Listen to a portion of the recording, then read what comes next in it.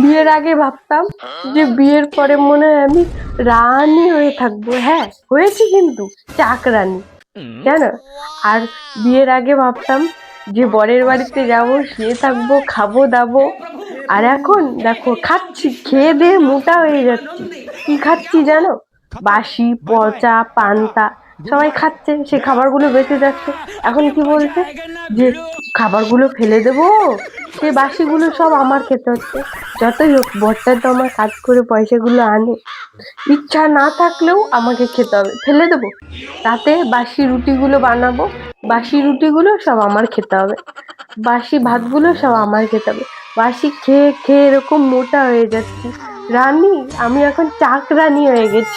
খেতে না চাইলেও সেগুলো খেতে হয়, জোর করে খেতে হয়।